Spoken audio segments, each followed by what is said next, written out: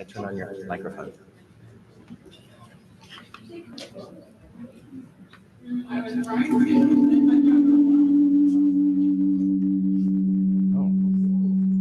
don't know what's happening. Hello, everyone. Does that?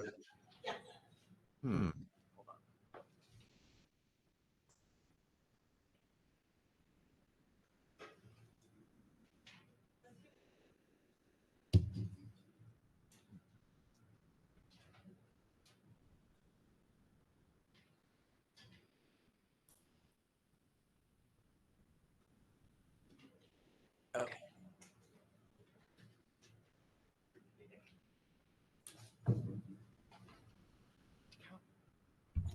Good afternoon. Whoa. Don't want to blast you out. Yes, actually, can you hold for 1 second? I'm going to call the media services.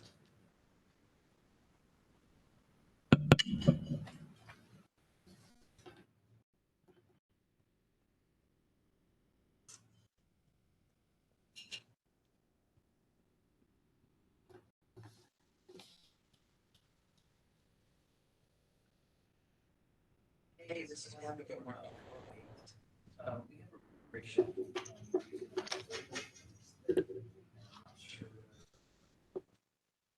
Should I mute?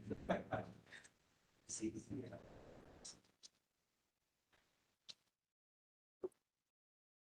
Yeah.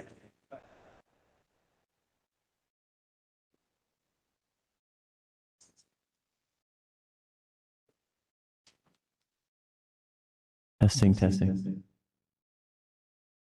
Okay. Okay. All right. Thank you. Bye. All right. How's this testing? Still a bit of an echo? I apologize. I'm going to get the media services up here. Sorry about that. I could shout. Hi, this is Mark up in room 408.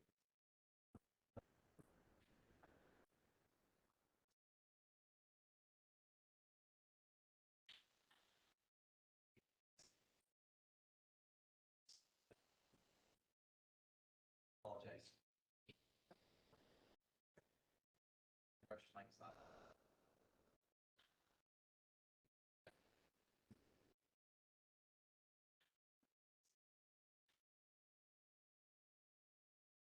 Can I just talk loud? They should be up in 2 minutes. Oh, okay. I'm happy to. Because no one has to record. Oh, that's right. Okay. Begin again.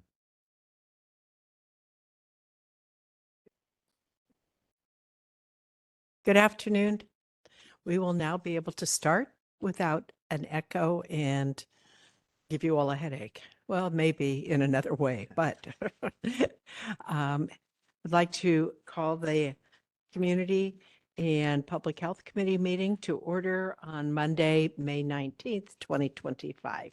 And I'll call the roll. Start with you, Commissioner Dorado Here. and Commissioner Salgado. Here. All right, I'll note that Commissioner Christian is out, and I will read the land acknowledgement. The San Francisco Health Commission acknowledges that we are on the unceded ancestral homeland of the Ramaytush Ohlone, who are the original inhabitants of the San Francisco Peninsula. As the indigenous stewards of this land, and in accordance with their traditions, the Ramaytush Ohlone have never ceded, lost, nor forgotten their responsibilities as the caretakers of this place, as well as for all peoples who reside in their traditional territory. As guests, we recognize that we benefit from living and working on their traditional homeland. We wish to pay our respects by acknowledging the ancestors, elders, and relatives of the Ramaytush Ohlone community and by affirming their sovereign rights as First Peoples. We can move on to item 2, which is the approval of the April 21st, 2025 committee minutes. I so move, except for the fact that it's the Health Commission, Community and Public Health Committee, Oh, yes, not the Finance. of course. My apologies. I will correct that on the agenda. And is there any public comment in the room on the minutes? On the minutes? No. Okay. And Commissioner second? I second. And all those in favor? Aye. All right. Thank you so much. We can move on now to the Office of Equity and Community Engagement update.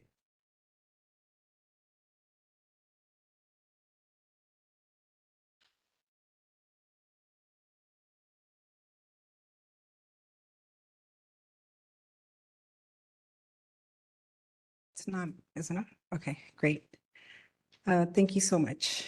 Good afternoon, Commissioners. My name is Isela Ford.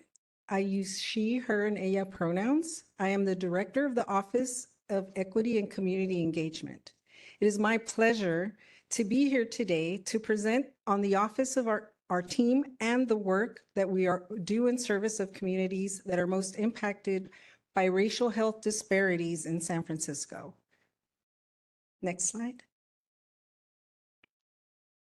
During today's presentation, I will be providing an overview of the evolution of the office and a historical perspective. I will discuss our strategic approach to community engagement. I will review the major areas of work we are currently doing and our future plans. Next slide. This is the Department of Public Health organizational chart. We are part of the Population Health Division under the leadership of Dr. Susan Phillip.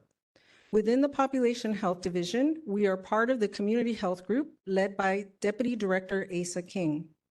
We work collaboratively with our colleagues in the Community Health Equity and Promotion Branch and the Office of Anti-Racism and Equity. Next slide. The Office of Equity and Community Engagement is made up of a small but mighty team of 4 community liaisons who report to me. I work closely with Deputy Director King to ensure our efforts are aligned with the division and department priorities. Next slide. OECE evolution. In 2020, the SF COVID Command Center was established in response to the COVID-19 pandemic. In order to enhance our contact tracing, the Equity and Neighborhoods Group was created to develop trust with community partners.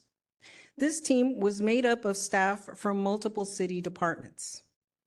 In 2022, following a shift in priority and resources, the Equity and Neighborhoods Group transitioned as part of the DPH COVID-19 Task Force in order to maintain the lasting critical work with community to ensure low-barrier community-led vaccine access points.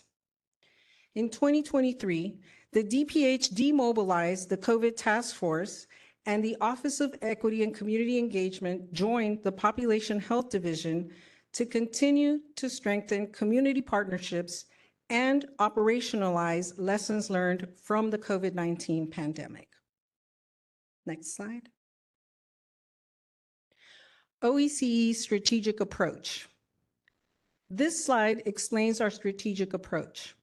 Number 1, we are community-centered. Our work is rooted in community, centering their voices and knowledge in everything we do. Number 2, we value collective responsibility and are accountable to each other and the public. We advance equity and build trust using our roles to create meaningful change. Number 3, our work advances health justice by dismantling structural inequities and ensuring community has the power to achieve optimal health. Next slide. In the past 2 years, we have focused on 3 major areas of work. These include supporting community vaccination efforts and disease prevention, expanding the department's commitment to elevating promotores and community health workers. Since 2024, we have supported the department's priority of overdose prevention and response in collaboration with the DPH Behavioral Health Services. Next slide. Community vaccinations and disease prevention.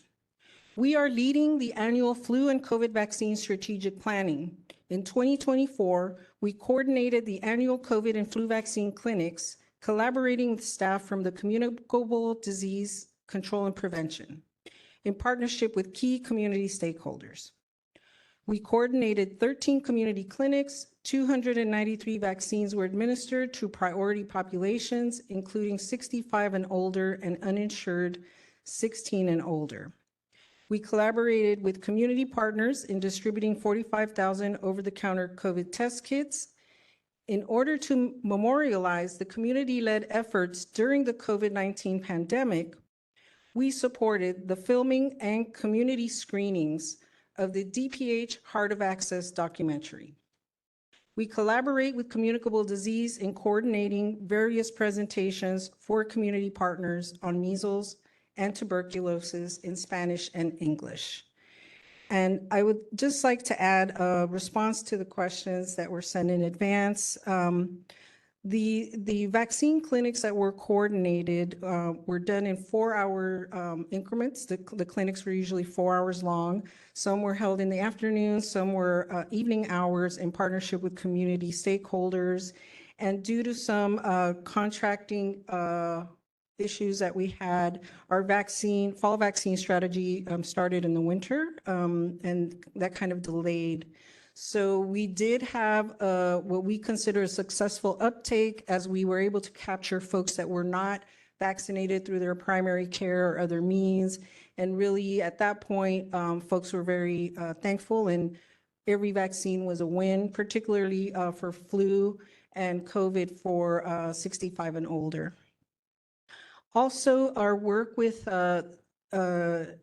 educating the communities around measles and tuberculosis. We're starting to partner with a tuberculosis clinic in providing these presentations virtually and in person. And so we are in the process of initiating the dissemination of those efforts.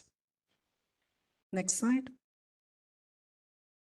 Promotores, community health workers. Promotores and community health workers are trusted community members who serve as links between their communities and health and social service providers. Because they share the same language, culture, ethnicity, status, and experiences of their communities, promotores are able to reduce barriers to health education and services that are common for native-born and immigrant communities. We have been training promotores who are Spanish language and Mayan language speakers. The result is better health for more individuals, families, and communities. Just to add to that, there was a question around what is explaining a little bit more about the work that promotores do. And we're currently partnering with roughly 13 to 18 CBOs that have promotor programs.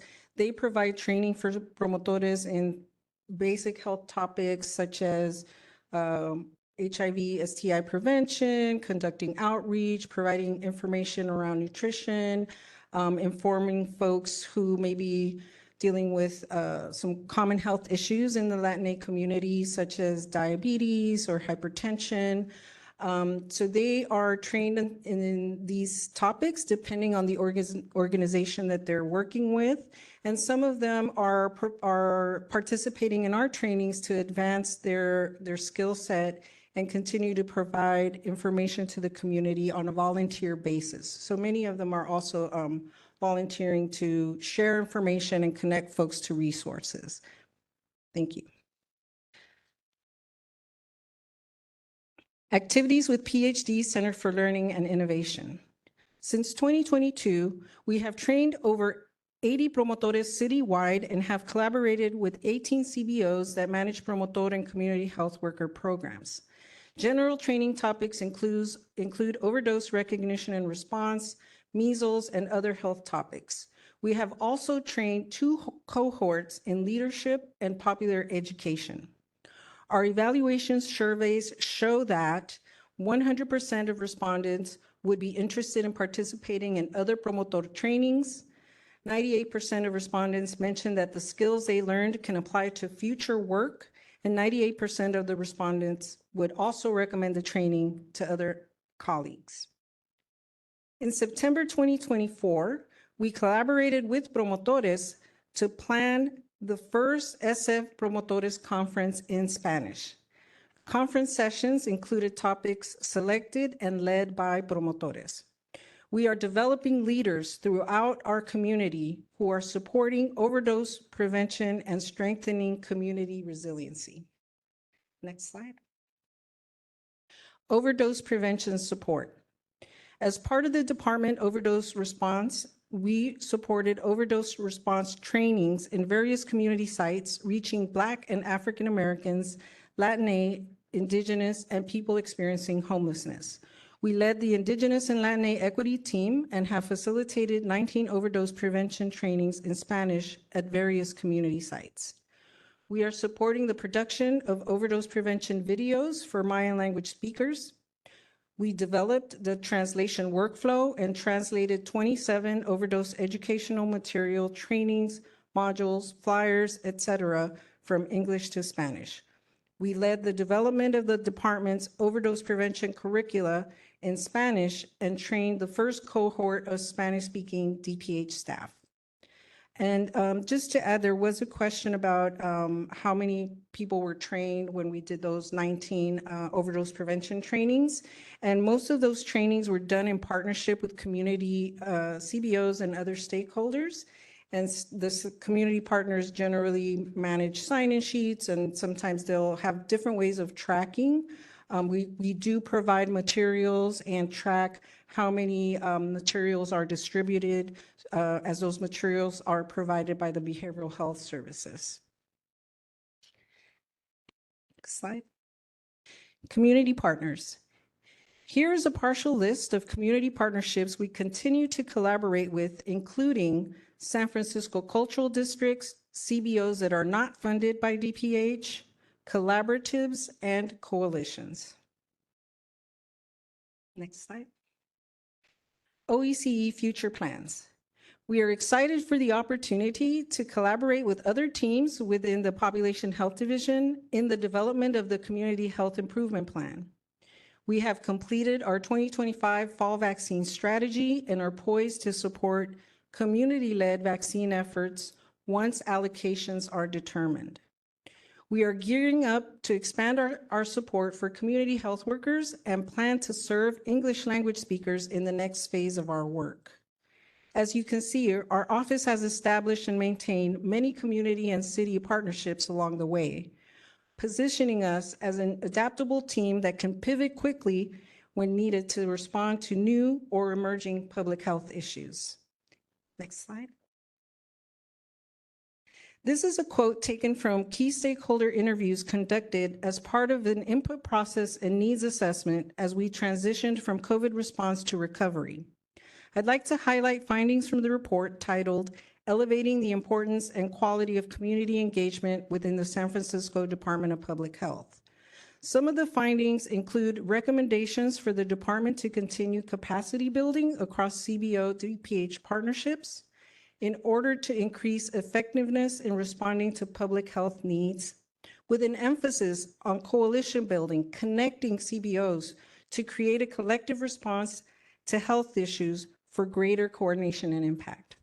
The Office of Equity and Community Engagement is committed to continue to build trust with community stakeholders in order to build healthy, thriving communities throughout San Francisco.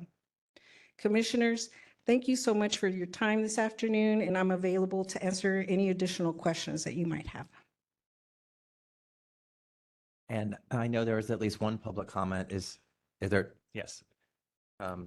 Commissioner, would you like to read the one and then we'll? Yes, and forgive me if I don't pronounce this correctly. Matilda Tellez. Everyone has 3 minutes, and when there'll be a bell to remind you at 30 seconds, and then the time will be done. Voy a hablar en español y me van a traducir. Buenas tardes, señores comisionados. So I will give double time. La razón por la que estoy aquí es para apoyar al Departamento de Salud Pública, porque ellos nos han apoyado a nosotros los promotores. Y en el COVID, nosotros nos sentíamos desorientados porque la razón de que cerraron era algo que no había pasado, y especialmente en la comunidad latina sintió mucho temor, mucho miedo por el COVID. Y gracias al Departamento de Salud que se unió con las agencias comunitarias, pudimos nosotros dar mejor servicio a la comunidad en cuanto a vacunarse con el COVID. Gracias. Good afternoon, Commissioners. I'm here today in support of the Department of Public Health and in recognition of the work that we did together and the support that we received during the COVID-19 pandemic. We were able to work together to support community who at that time was very afraid and needed additional support. And we were able to support vaccinations, COVID vaccinations as well. Y la gente, al principio, la comunidad latina no se quería vacunar, pero el Departamento de Salud junto con otras agencias de la ciudad nos entrenaron a través del Zoom para poder nosotros informar a la comunidad y decirle que ese era un gran beneficio y era un gran derecho para nuestra salud y bienestar. During that time, we were able to work with the health department and other CBOs to be trained in how to support the community with COVID-19 vaccines. These trainings were done through Zoom, and we were able to educate the public and support people with getting vaccinated. Y ahora el Departamento de Salud continúa con nosotros los promotores y promotoras que somos padres y madres de familia y nos están dando entrenamiento en la educación popular y también en autocuidado, y eso va a impactar a que nuestros hijos estén en una buena resiliencia y en una buena salud y desarrollo integral. And today we are participating with the health department's trainings in popular education to educate our families and our communities to ensure that our children and families are informed and can be resilient and live healthy lives. Gracias y contamos con su apoyo. Thank you, and we're counting on your support. Thank you. And Isela, wonderful to be able to take all that in and translate it. That was a lot.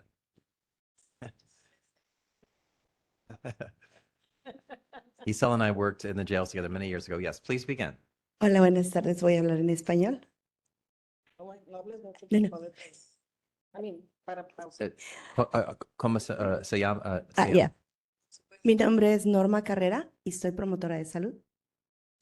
My name is Norma Carrera, and I'm a promotora, health promotora. Estoy alrededor de la ciudad con muchas organizaciones. Apoyo lo que dijo mi compañera. I've been working with several organizations, and I agree with what my colleague has just shared with you.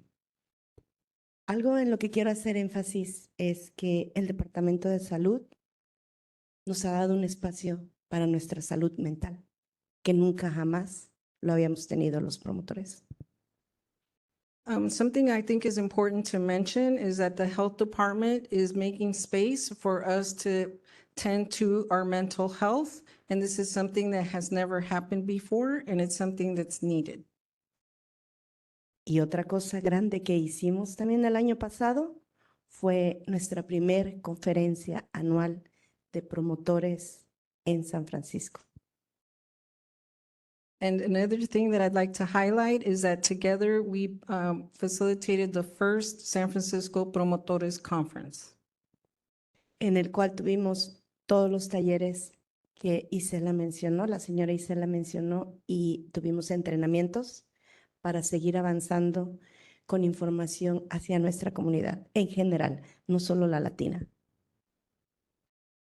And as Isela mentioned in her presentation, we were able to have many workshops and trainings during that conference to continue to educate not only the Latino community, but our communities here in San Francisco in general. Y por supuesto, lo más grande que personalmente tuvimos fue baile terapia, uno de los cuales nos hizo olvidar todo lo que habíamos tenido durante la pandemia.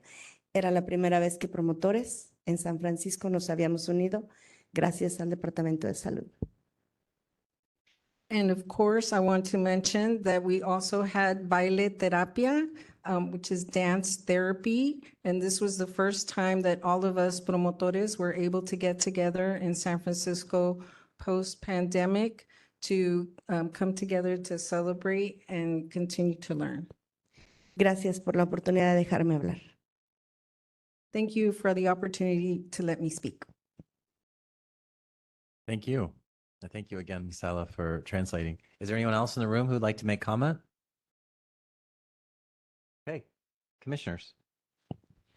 I just want to thank you ahead of us for answering all my questions ahead of time. And it was extremely helpful to help me further understand your work and your wonderful work, but that the data, when I asked you for some of the numbers, et cetera, really, it helps understanding the depth and the expanse that you are really from where you started when with the COVID, and then moved forward, and especially the promotores.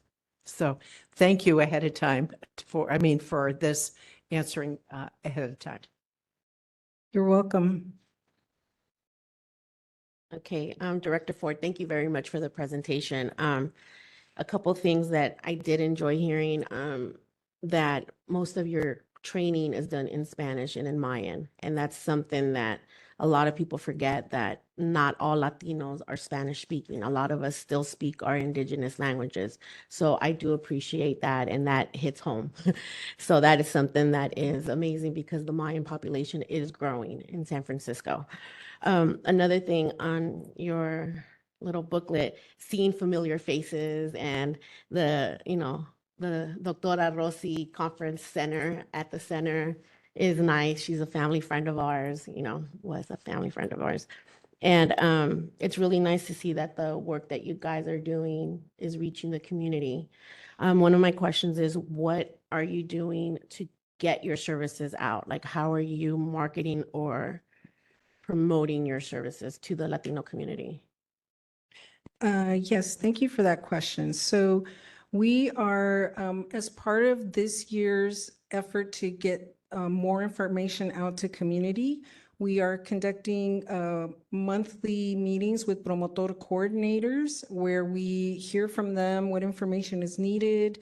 And then we're convening once a month information sessions on the first Friday of the month. One thing that folks have asked for is for information in Spanish, then followed up with additional resources. So we've been conducting those meetings virtually. A lot of the information that's shared is shared either in virtual meetings through Zoom, or when we conduct our in-person trainings. And then now with this wellness workshops that we're also facilitating once a month, it's an opportunity for promotores to come together and share information amongst themselves. Oftentimes there are issues that are coming up that we're not aware of until we connect with community. So that's a real time for us to really hear from them, and then come back and gather information and get that back to them. The other thing that we're doing is attending other meetings that are convened by community partners, such as the Latino Task Force, SFLPEC, and other conveners of regular meetings where we can get the information out as well. We are working with our communications team to bolster up all of the work that's happening, given some of the requests coming in, particularly for measles and tuberculosis. So we'll be getting more of that information out, possibly through our SFDPH websites or other mechanisms. Now, my last question is, you want to grow the program in English language. Are you guys trying to do other languages besides English and Spanish and Mayan, or just add English? Thank you. Great question. Actually, the work that we're doing is in partnership with the Center for Learning and Innovation. That's part of the Population Health Division. And what we learned during COVID was that promotores and community health workers are really an extension of our workforce. They're out there, they're trusted community members. And there are programs within these CBOs that also serve English language speakers. And one of the things that we've done in the last year and a half has been to work more closely with City College of San Francisco that has the Community Health Worker Program, our own Human Resources Department that's also looking at how do we establish career pathways to really strengthen not only the community's ability to serve and connect folks, but also to expand the department's ability to maintain those connections and provide those opportunities for folks that are interested in entering our workforce. Okay. Gracias por su servicio. Pero Gracias me a usted. invitan a la próxima terapia de baile. Ah, la invitamos con mucho gusto. Thank you very much. Thank you so much. All right, we can move on to the item 4, the whole person integrated care update.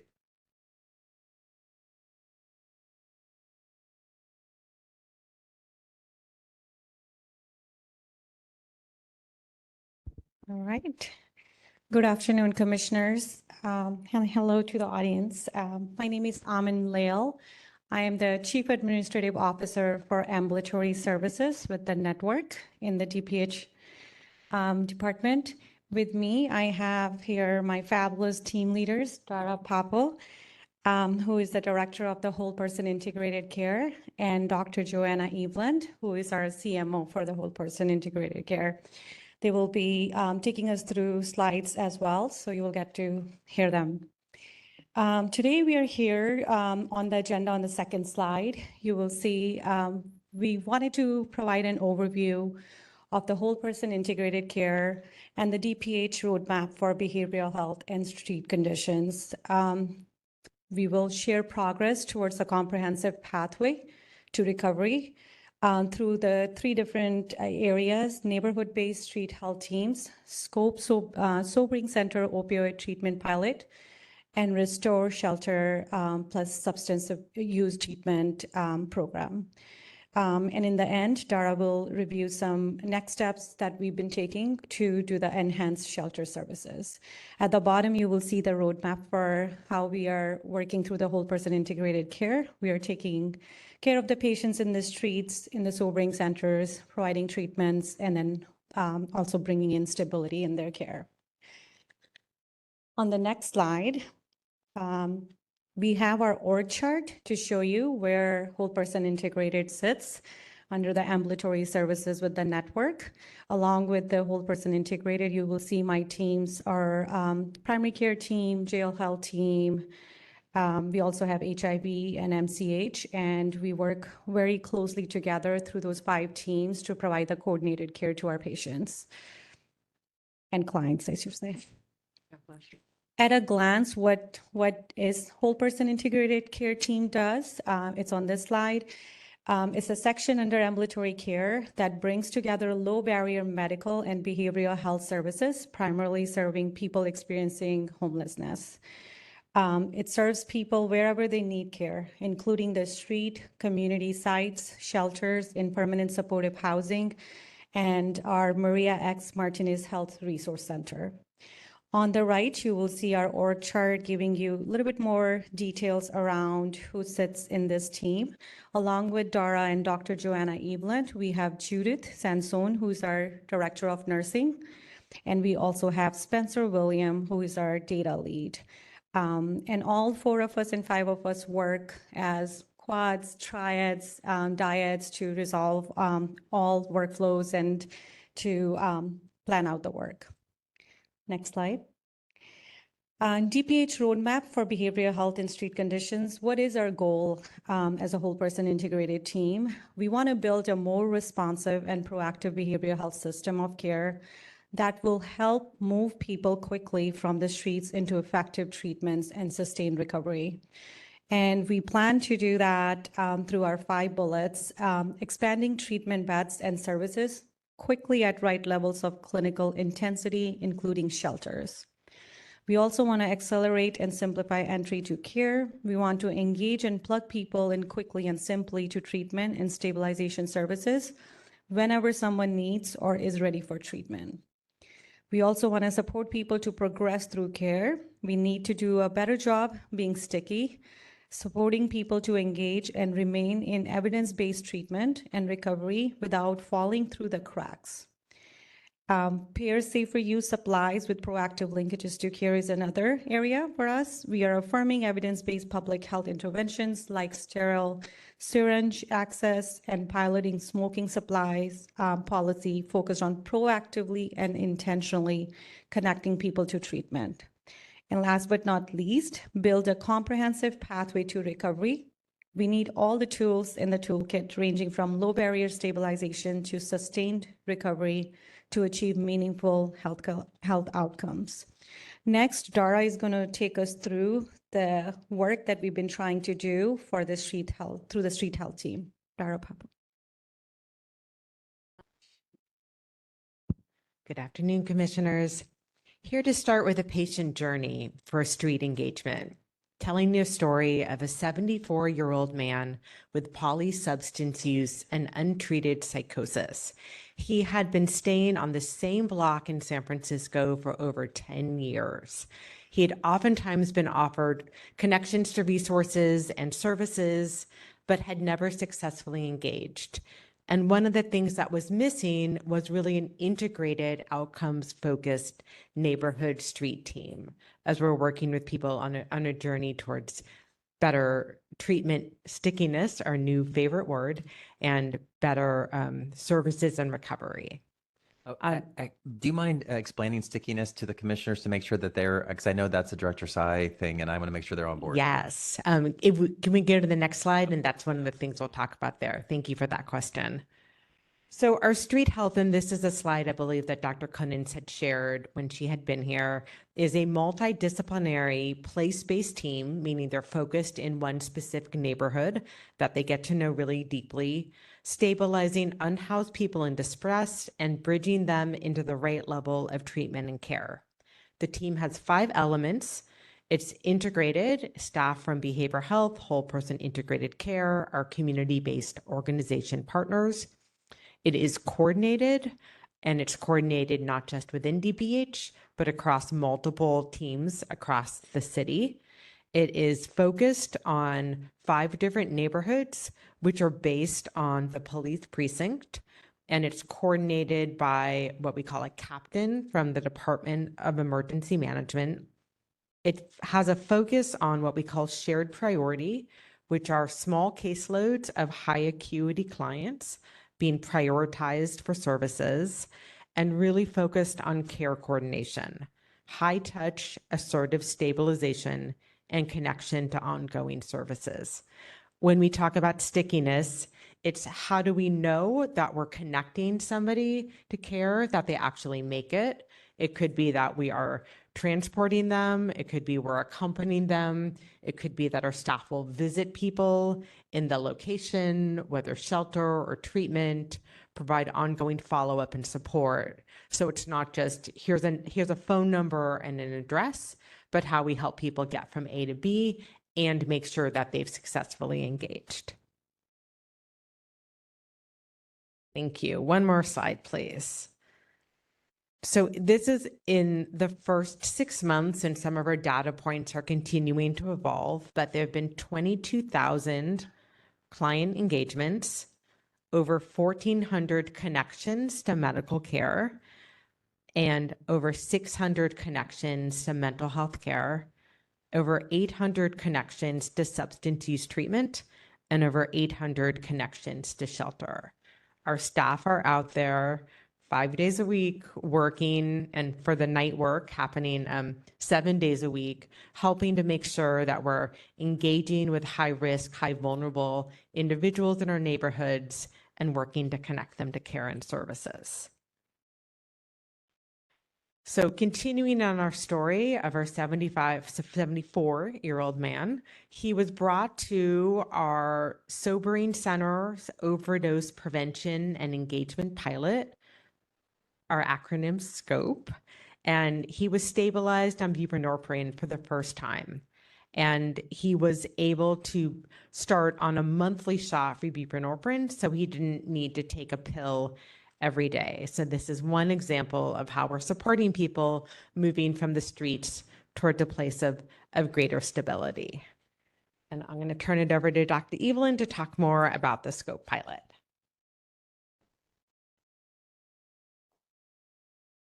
Good afternoon, Commissioners. I'll be telling you a little about our patient's next steps on his recovery journey, including stabilizing at our Sobering Center and linking to treatment. So SCOPE pilot just celebrated its 1-year anniversary.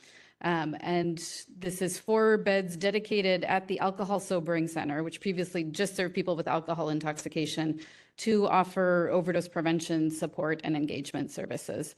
And this really grew out of looking at all of our programs across whole person integrated care and asking each program to identify what they could do to address overdose deaths. You can see we say beds, but the picture there at the bottom is actually recliners. We found that our people recovering from opiate intoxication do much better if they're sitting up a little bit in a comfortable recliner. And with Scope, we've been really able to build on some of the existing strengths of the Sobering Center. So we have 24/7 nurse staffing, nurses working at a very high level of independence to reverse a subsequent overdose, or if somebody's getting overly intoxicated again, as well as to manage withdrawal and initiate treatment. As it's a licensed pharmacy site, we're able to start people on medications, including buprenorphine. And I've been really excited about our early results from a program called Direct to Inject, where instead of starting oral buprenorphine, which is always what we've done in the past, for people who've tried that and it hasn't worked for them, we have a new 1-week injectable formulation of the medication where people can go straight to that shot and really are doing quite well, especially people who've struggled with some other methods. Sobering also has an existing really close partnership with local hospitals, emergency rooms, and the community paramedics, as well as the network of residential treatment providers. So they're able to connect people and bridge them to ongoing treatment. Next slide, please. In our first year with Scope, we had over 200 visits with 148 unique patients, and over half of them were referred by community paramedics, generally from hospitals after an overdose or from our street teams. And almost 2/3 have been able to engage with our street health overdose prevention services the next day at Scope. And what we're finding is a lot of people come in overnight, and this becomes sort of a place where they can land, rest, stabilize, and then the next day we can connect and link them to services. Our outcomes to date, we've had 44% of people start methadone or buprenorphine and 20% discharged to a treatment program. And these are really impressive, as these are not people who came in looking for treatment generally. These are many people who've had an overdose and wanted maybe an extra support or a place to get some more rest. But then once they were able to engage with us, really have had phenomenal outcomes. Next slide. So our patient stayed at the Scope program for about 24 hours, was able to get his first shot of medicine that again protected him from overdose and treated his opioid use disorder for a whole month. So even if we had lost him, we would have known he had a month of protection there. Luckily, we were able to transfer him to the Restore program, which I think you've heard a little bit about from Dr. Cunnins as well. While at Restore, where he actually is still there, he's been able to continue his long-acting buprenorphine and also connect to transitional medical and behavioral health care. Next, I'll be telling you a little about the Restore program.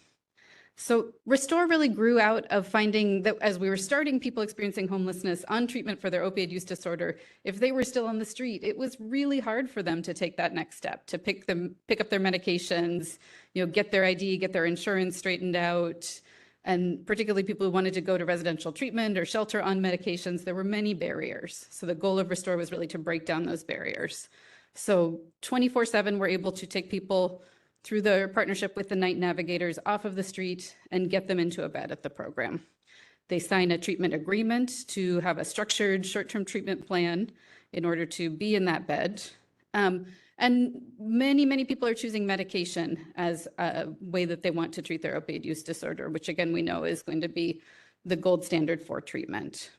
Every morning, somebody knocks on their door and helps them on the next step of their individualized treatment plan. So this is a very assertive, proactive, supportive model. As the program has expanded, and over the next few months, we're excited to expand further, we're adding even more on-site services. So we now have access to a group room where we'll be able to bring many of the components that people might get in an outpatient treatment program into the shelter. And because this is a short-term program, we're focused from day one on discharge planning, warm handoffs to treatment, and really what is that next step? So this has been a really successful model, particularly for people who struggled to engage with other kinds of treatment. Our outcomes for the first year of Restore, we served 380 unique clients, 75% of whom started medication, with most of those choosing buprenorphine. And half have exited, again, these are people who came directly from the streets, half have exited into a stable location. So for many people, that's been shelter on medications. Others have elected to go to residential treatment. We've been able to move some people into housing or relocation services. We've also really prioritized vulnerable populations for Restore, and we're proud that we've served 22 pregnant people to date. And we've had actually several healthy babies delivered while their mothers were staying at the Restore program, and people get comprehensive on-site prenatal services in addition to the treatment for their opioid use disorder. Right now, most people are staying about 2 weeks, but we're able to individualize length of stay to, again, really support people on taking that next step. Next slide. Finally, we wanted to talk a little bit about where we'll be focusing over the next year. And for our patient who, again, remember was 74 years old, as we got to know him better at Restore, we found he had some really serious cognitive and functional deficits. So he needed assistance with bathing, with dressing, with toileting. His capacity and decision-making was, seemed to vary a little bit. So this was somebody who really was going to struggle going back into the general shelter population, which was his initial goal. And we're seeing this in general with our population nationally of people experiencing homelessness. People are getting older and sicker, and that's requiring a higher level of support. So in order for this gentleman to continue on this pathway of stability, we really need to think about what's the right safe discharge location. So I'll turn it back over to Dara to talk about enhanced shelter models.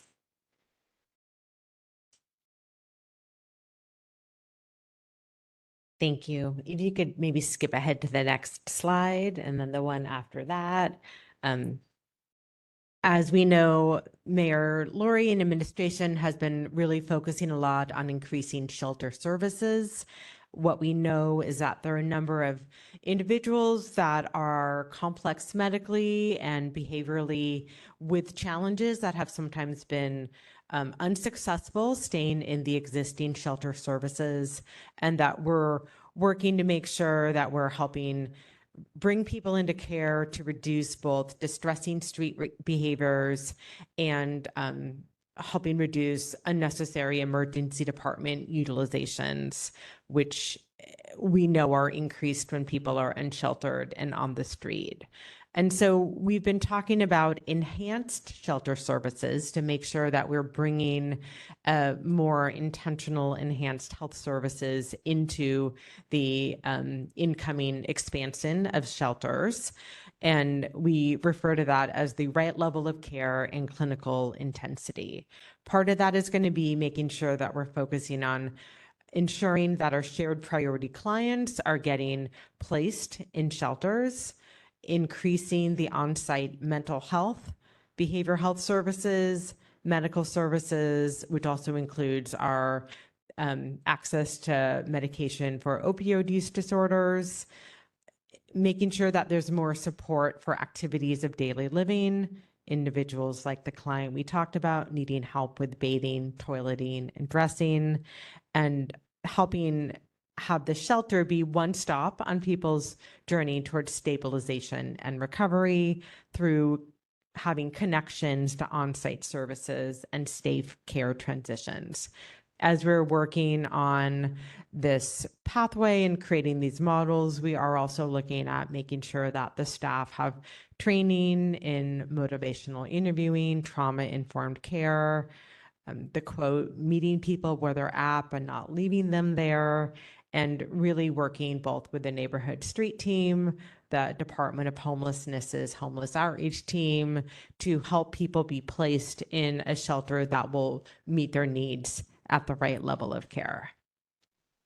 So in conclusion, talking about how whole person integrated care is part of the health department's comprehensive pathway through recovery, through offering 24/7 engagement in care, an integrated continuum of low barrier substance use treatment, and pairing shelter with multidisciplinary evidence-based services. So we've appreciated the opportunity to come talk with you today, and thank you so much.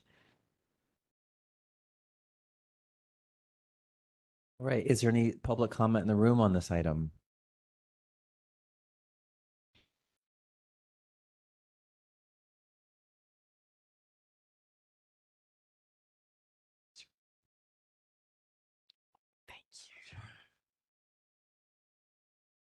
Good afternoon. Good afternoon, Health Commission.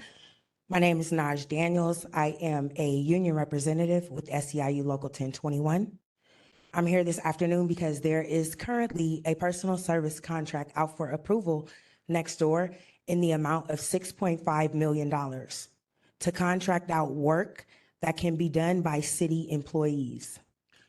I'm sorry, is this? It is the whole person integrated care contract that I'm speaking about. Okay, Yes. okay. While programs that involve community to service community is great, however, are we saying that we can't employ these community service providers under the city umbrella where they can actually have a livable wage and a retirement? The San Francisco Health Commission today, I am urging you to dig deep in this program and look at bringing this work in-house. Today, San Francisco faces almost close to over an $800 million deficit, which could in fact necessitate layoffs of city workers. And these personal service contracts that are going out at the same time at millions of dollars could actually be necessitating the layoffs of health workers who actually can do this work, the work that is being contracted out to CBOs, where the city can look at opening its career pathways and bringing the work that is being done by the CBOs and creating classifications in the city where these workers can become city employees. We need to lift up the entire city, the people that we're servicing with the whole person integrated care and the service providers who are currently almost a paycheck away from the same place that they're servicing the people. Thank you. Is there anyone else in the room? Any other public comment in the room? All right, no other public comment, commissioners. Okay. Thank you very much for this wonderful presentation and for answering many of my questions ahead of time. I have just a couple more. On the shared priority model, if a client stays open on the shared priority caseload, which is wonderful, could you explain or help me understand who has got the shared priority caseload? Is it on this or, with various participants or various groups? How do we know? I mean, it's always been my biggest concern is the follow-up, which is why I asked that question. But help me understand that how the shared priority caseload monitoring so-called works. Do you want to speak to the criteria? Then I can speak to maybe how the coordination happens. Sounds good. Both of those microphones work if you want to tag team. So I think the idea of shared priority is not new. I think you guys have been in this work for many years and seen this effort to focus, prioritize limited resources to serve people who have the highest acuity. So the criteria looks similar to kind of prior, high utilizers of medical services, other models we've focused attention with. So people who are frequent utilizers of emergency departments, including psychiatric emergency departments, people who are frequently utilizers of street crisis teams or other street response teams, people who've had recent overdoses, and then also people who have high medical vulnerability, including people who are pregnant, have untreated HIV, have cancer, or another chronic severe illness such as heart failure, kidney disease, that puts them at high risk for hospitalization and death. So we have some ability to sort of pull that data automatically from the electronic health record. We also, as all the teams are working on the street identifying people, we all are coming across people who clearly are going to benefit from this prioritization. I think what's new with this version of shared priority is the degree of coordination and the level of kind of both focus and accountability to help those shared priority individuals move along their care plan. And that's really where the neighborhood model has been a game changer, where we have a set group of staff across city departments that are focused on certain neighborhoods. And so they really do, as a team, get to know the individuals of highest acuity. And so we're needing to depend less on sort of emails or, if you happen to see this individual in this neighborhood, please let me know. But because the teams are meeting regularly, huddling regularly, having a shared care plan, they know the individuals that are shared priority. And an exciting opportunity has been to partner with the Mayor's Office of Innovation and Department of Emergency Management to bring together some of the data tracking systems. So for example, Department of Homelessness has the one system. We obviously use the Epic electronic health record. The paramedics have their own data system. Other people have Excel spreadsheets. So really trying to bring all those together, have consistent, clear data so that when a street team encounters somebody, they can see, oh, my colleague saw this person yesterday, and here's the next step on their care plan. We're still building out in Epic some of those tools so that when somebody, say, is in the hospital on a 5150, the hospital knows exactly why they're there and what to do for them. But we're making great progress, and I think in general, it's really going to help those individuals move along that plan. Okay. What I'm hoping for as you're planning forward is who owns the person, whether, you've got the 5 different neighborhood teams, okay? Hopefully they all communicate, but we all know sometimes things fall through the cracks. But being on various teams, and then people seem to oftentimes pass the buck to, oh no, I'm covering it. It's like, well, nobody is. I'm wondering within this model, as you're moving forward, is there a way that somebody owns the person, whether it's Soma, Tenderloin, Mission, so that, not only that neighborhood team, but another, or knows, and who's going to make sure that person is actually followed through. And so that's what, I guess that's always been my deal in behavioral health, at least on my own team, who owns the person, so to speak, to make sure it works. And maybe a better term might be primary. Who's the primary caregiver to have that data? If in fact there is one, Yeah. that's basically. And you're definitely correct that a number of these shared priority individuals are working with a number of different teams. And we really look at, when somebody's shared priority, that we're overseeing the coordination and the consolidation of the teams. And a lot of times there is a level of sequencing that needs to happen. Somebody needs to get an injection in the field. When should that person come? Who should bring them coffee in the morning? Who should not see them if they're, and so we really look at the neighborhood street team as being responsible for the coordination of somebody's care. And each neighborhood team has a coordinator, a conductor. So there's both a sort of administrative conductor who's an employee of the Department of Emergency Management, and a clinical conductor, nurses and social workers. And so working together, those neighborhood kind of captains are helping that neighborhood team manage a panel of 25 to 30 patients. And obviously we need to keep people moving along, because if we only cared for 25 patients, we're very quickly going to be at capacity. So I've been really impressed with the degree of coordination and accountability I'm seeing, not just from our teams, but our hospital partners, our partners in Department of Homelessness. There's a lot working well. That's great. That was, of course, you've already answered my other part. What about the captain, who could be, in fact, not necessarily responsible, but responsible for reviewing that, those on the caseload are taken care of. It's just curiosity and trying to make sure that this great model is working even better. So thank you. Thank you. One other was at Scope, with 4 beds being out of the 14 being dedicated to Scope. Is there a need to increase the 4 beds to more?